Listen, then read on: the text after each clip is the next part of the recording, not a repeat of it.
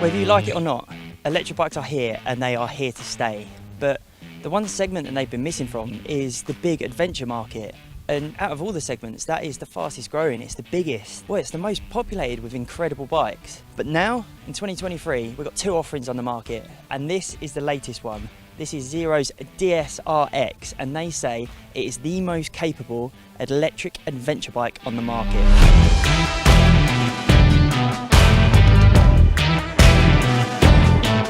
So, at £24,150, is it? And just how does it stack up compared to its petrol rivals?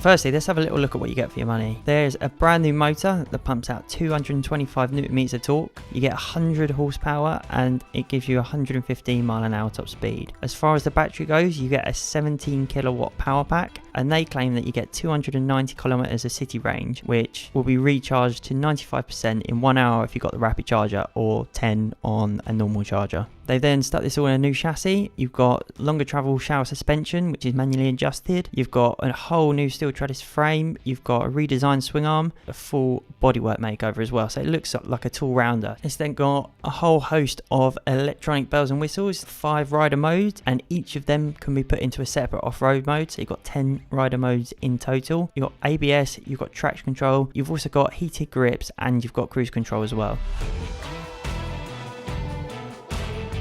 How does the DSR-X perform in the real world, and is the adventure bike segment ready for a decent electric bike? So for starters, let's talk about its on-road capabilities. We did quite a few miles on-road, all around sort of the foot of Mount Etna. It was absolutely gorgeous. We did some town work, we did some city work, we also did some bigger open roads. From the initial ride, I have to say that the Zero is really impressive. It looks nice up close. It looks like a proper machine. It's really nicely built, and sitting on it, it feels really comfortable. Everything is exactly where it needs to be. All the switch gears work nicely, and the dash is really intuitive as well. One thing to note is that I'm quite short, I'm 5'7", and the seat height is only 828 millimeters tall. To put that into perspective, a GS sits at 850 millimeters, and the seat's quite thin too, so I could actually flat foot this bike really easy, and it's such a well balanced bike too. The way that they've laid out the power unit and the battery, it feels really, really well balanced. I started off in one of the softer modes. I started off in street, and I have to say it is super soft. Although it's got more torque than pretty much anything, it feels super gentle. You don't feel aggressive. It doesn't feel like an on and off switch. It's got a very one-to-one feeling, because obviously it's just throttle to power unit, but it picks up really nicely, and it picks up really urgently as well. From 0 to 40, it is incredible. But there's also 2 lower power modes as well if you want it even softer than that. After a few miles, I had a play with Sport and Canyon modes too. So Sport was by far my favourite. It offers the most aggressive throttle response, and you can really have some fun with it. Although it's only got 100 horsepower, which just isn't a lot in the great scheme of things. Because of the torque, it picks up so quickly and so urgently. Up to 60 mile an hour, it is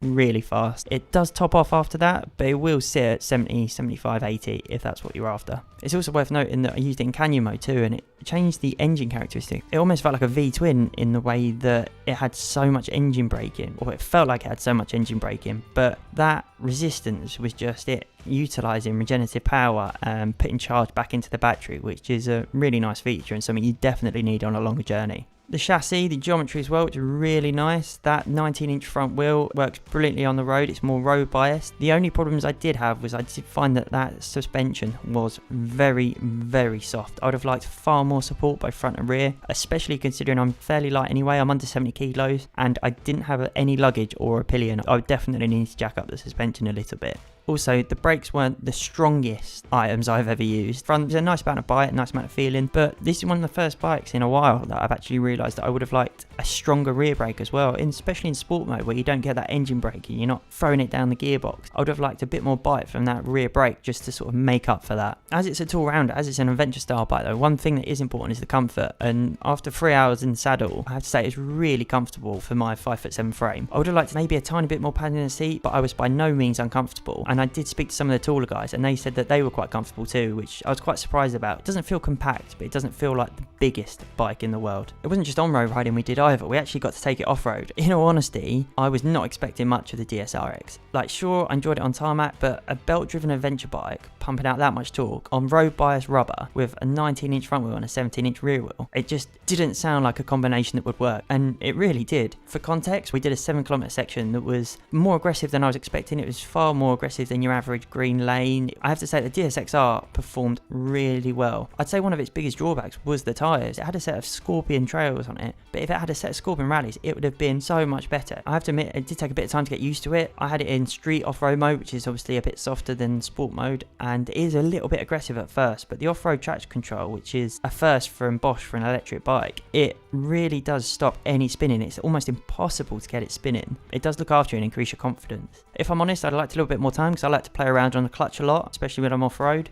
I think a bit more time on that and you'd really feel at home as much as you would on a petrol bike, which I was not expecting. When I was talking to some of the technical guys, they were saying that they managed 9.5 hours of pure off-road riding because it's slower, because it's less aggressive on the throttle. You can literally ride them all day, and they were tiring out before the bike did. So if you wanted to use it for off-road riding, I know it's not the perfect bike for the job, but it will do it. Although one thing to remember is that front panel unit. Although it's a really nice fluid design, it is one whole panel, so if you were to drop it on anything but the removable side panels, you would need a whole new front end on it, which is not ideal at all. But one big thing about these bikes is the range. After our ride, we was out for sort of 3 hours. We did have quite a drastic difference between us journalists and how much range we had left. It showed just how much different not only the riding modes make, but your actual riding style too. So at the lower end of the spectrum, you had a bike with 52 kilometers of range left, whereas a more conservative rider using Canyon mode actually still had 113 kilometers left. It really shows that it does have a fair amount of range on it. Of course, you won't be able to be smashing 200-300 mile days, but you can stretch out those miles and you can get a fair amount underneath you as well. It's also worth noting on it that there's a whole host of charging points around the UK, and it uses the current standard as well, so it's easy to recharge. To round it up, I've never actually been completely sold on the current crop of electric bikes. I've never thought that it's really been up there with the internal combustion stuff that we have. But I have to admit, this DSRX vastly outweighed my expectations. It is a truly capable machine. Don't get me wrong, it's not perfect, and it is very expensive for what it is. But it happily handled everything we threw at it, and it actually offered up a really fun and focused riding experience. It does offer a different experience. You're not focusing on gears, you're not focusing on your clutch, you don't have any engine noise, it's literally just you and the bike, and it's quite a nice experience, something that I'd recommend everyone does at least once. Zero say that over 5 years, one of these will be cheaper than comparable adventure models thanks to the lack of servicing and other costs, which is a pretty impressive stat. If it was still my money, I'd still go down a petrol route, purely because of the throttle happy way I ride would mean I would be limited on range that little bit much. But in all honesty, this is the best electric bike I've ever ridden, and the closest it has come. I'm seriously impressed. Electric is on its way, and it's never been better.